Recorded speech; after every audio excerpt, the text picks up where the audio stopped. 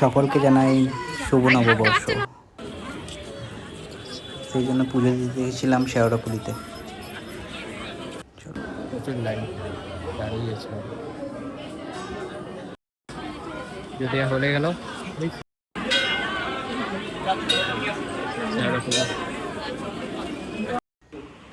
পুজো দিয়ে বাড়ি এসে বাড়ির দোকানে একটু সাজিয়ে নিলাম ফুল টুল দিয়ে। দেখো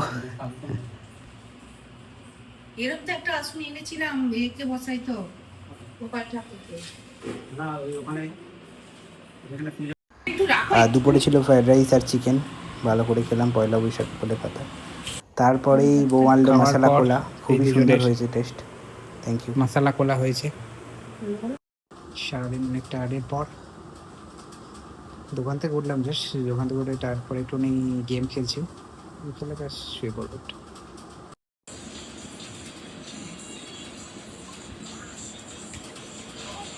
ভুলভাল জানিয়ে দিচ্ছি। চলো, গুড নাইট।